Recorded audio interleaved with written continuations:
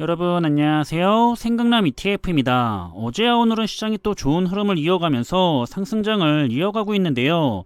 너무 단기적으로 올라간다 내려간다에 신경을 쓰거나 지금도 바닥이다 아니다를 두고 너무 신경을 쓰면서 타이밍을 재보려는 투자자들이 너무 많은 것 같습니다. 그러지 않아도 된다는 내용을 전해보고 싶고요. 그럼 오늘도 시장의 주요 흐름과 이슈들에 대해서도 한번 관련된 내용을 살펴보겠습니다. 간밤에 마무리가 됐던 미국의 증시는 별다른 악재가 불거지지 않은 가운데서 투자자들이 안심을 하며 저가 매수세가 몰렸는데요. 따라서 현재 시간으로 7일 다우지수는 1.12% 상승을 했고요. S&P 500 지수도 1.5%가 상승을 한 모습이고, 그리고 기술주 중심의 나스닥 지수는 역시 가장 큰 폭인 2.28%가 상승을 하면서 이렇게 미국을 대표하는 3대 지수는 큰 상승세로 장을 마무리했습니다. 따라서 시장의 공포지수로 불리고 있는 변동성 지수를 보면 간밤에는 다시 시장이 안정을 찾았던 만큼 공포지수도 점점 더 안정이 돼가는 모습인데요. 전일 종가보다 역시 더 내려간 모습으로 마무리를 했고요. 하지만 현재 수치는 안정이냐 공포의 확대냐를 가르는 딱 중간 정도에서 저울질을 하고 있는 것 같습니다. 그럼 우선 대표적인 우량한 기술주 기업들의 흐름을 살펴보면 이번에도 역시 나스닥 시장이 좋았던 만큼 주요 기업들의 흐름들도 전부 좋았던 모습인데요.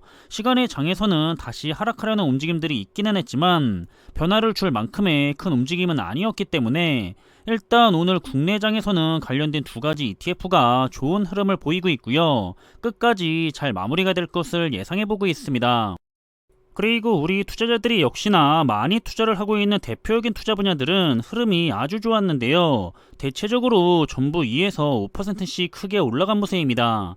시간의 장에서는 다시 하락의 움직임이 있기는 했지만 그 폭이 크지는 않았기 때문에 아무래도 국내장과 관련이 있는 모든 ETF들은 한 주의 마무리를 기분 좋게 끝낼 것 같은 모습이고요. 그리고 4차 산업과 관련해서 가장 기대가 되고 있는 대표적인 기술주 산업 분야의 ETF들은 역시나 모두 좋은 흐름을 가져간 모습이고요. 이 분야들도 전부 2에서 4%씩 큰 폭으로 상승을 한 것 같습니다. 그리고 시간의 정에서는 국내장과 관련이 있는 두 가지 ETF들은 하락의 움직임이 있기는 했지만 상승의 폭이 역시 더 컸기 때문에 오늘 국내장에서는 좋은 흐름으로 마무리가 될 것을 생각해보고 있고요. 그렇다면 시장을 대표하고 있는 S&P 500 지수의 흐름을 먼저 살펴보자면 간밤에도 다시 위로 상승을 했기 때문에 이제는 3,800선이 아니라 3,900선보다도 위로 올라간 상황이고요. 의외로 마이너스 20% 지점인 3,800선 위를 잘 유지하고 있는 모습입니다. 그리고 어제에 이어서 이번에도 괜찮게 나왔던 경제지표들 때문에 시장이 긍정적으로 반응을 하면서 상승세를 이끌었다는 분석인데요. 따라서 긍정적으로 시장을 바라보고 있는 투자자들은 현재를 바닥이거나 바닥 근처라고 생각을 하고 있는 것 같고요. 그리고 곧 발표가 될 고용보고서를 통해서 상승세에 세기를 박을 수가 있을지 시장은 주목하고 있습니다. 그렇지만 이것도 전부 단기적인 이슈가 될 것 같고요. 중요한 건 악재들이 종료가 돼서 회복을 하고 있는 게 아니라 현재도 진행 중이라는 것이 가장 큰 문제가 아닐까 싶습니다. 전쟁도 여전히 진행이 되고 있고요. 코로나도 여전히 위협적인 상황이고, 그리고 중국은 재봉쇄와 함께 대만을 흡수하려는 움직임도 보이고 있기 때문에 이런 문제들이 확실하게 정리가 되지 않는 이상은 시장은 계속해서 큰 변동성을 보이지 않을까 하는 생각입니다. 이렇게 현재 시장은 여전히 투자자들을 혼란스럽게 하면서 흘러가고 있는데요. 서로가 서로의 의견이 맞다고 하면서 싸울 필요가 있을까 싶기도 하고요. 그저 자신의 생각대로 선택을 하는 거고 투자를 하는 거죠. 저는 시장을 예측할 수 없다고 생각하는 투자자고, 그래서 장기 투자를 하는 건데요. 장기 투자도 적립식으로 꾸준히 했을 때가 가장 좋았다는 과거의 백데이터들 때문에 많은 시간과 신경을 쓰고 스트레스를 받으면서 조금이라도 더 나은 타이밍을 잡아보려고 애를 쓰는 투자를 하고 있는 게 아니라 마음 편하게 적립식으로 장기 투자를 한다고 보시면 항상 이해가 빠르실 것 같습니다. 따라서 시장이 어떻게 흘러갈지에 대해서 이게 맞다 저게 맞다고 하는 그런 정보들이나 강하게 어필을 하는 주변 투자자들의 의견에 너무 휘둘릴 필요가 없습니다. 지금 현재 시장을 보면서 더 하락할 것이 뻔한데 적립식이라고 하더라도 투자를 하는 건 바보들이나 하는 투자자라고 하는 분들이 종종 보이는데요. 바보라서 적립식으로 투자를 하는 게 아니죠. 투자의 대가들도 바보라서 개인 투자자들에게 적립식 투자를 권하는 것도 아니고요.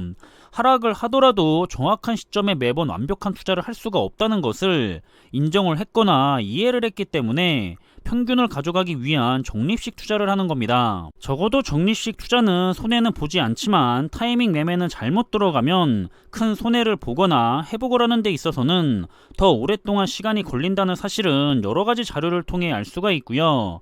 그리고 타이밍 매매를 하지 말라고 하는 근본적인 이유는 타이밍을 애초에 계속 정확하게 맞춰서 투자를 할 수는 절대로 없기 때문인데요.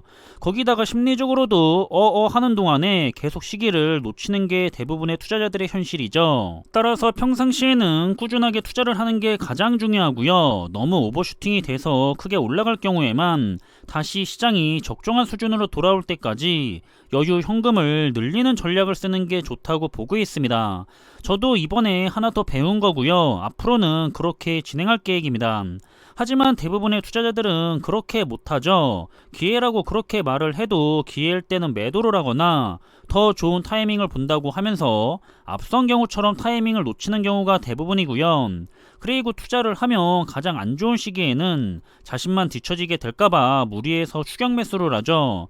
그리고 큰 금액을 한 번에 넣으면서 분할 매수도 안 하고 있고요. 아니면 계속 상승할 거라고 생각을 하면서 위험 자산에 몰빵으로 투자를 합니다. 이게 항상 반복이 되면서 주식시장은 흘러가고요. 그렇게 자산을 잃은 투자자들이 자산을 얻게 될 꾸준한 적립식 장기 투자자들에게 자산을 옮겨주고 있는 거죠.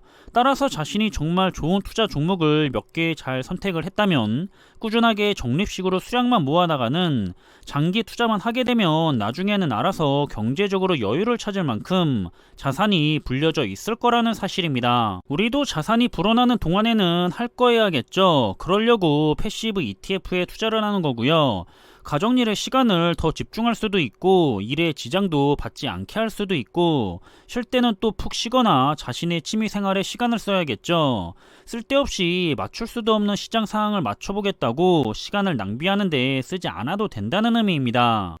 더 나은 투자를 해보고 싶다는 마음은 충분히 이해가 되지만 단기적이 아닌 장기적으로는 아무런 의미가 없기 때문에 쓸데없이 시간 낭비나 스트레스를 받지 않았으면 하는 마음이고요. 그럼 이번에 준비한 내용은 여기서 마무리하겠습니다. 오늘 하루도 본인의 위치에서 다들 수고가 많으셨을 텐데요. 남은 하루의 시간도 즐거운 시간으로 잘 마무리하시길 바라겠습니다. 항상 준비한 내용들이 여러분들과 함께 투자하는 데 있어서 많은 참고가 될 수 있는 그런 좋은 영상이 되기를 바라고 있고요. 심리적으로도 그리고 좋은 정보로도 도움이 되었으면 좋겠습니다. 그럼 영상이 도움이 되셨다면 구독과 좋아요 부탁드리고요. 저는 다음에 더 좋은 정보들로 찾아뵙겠습니다. 감사합니다.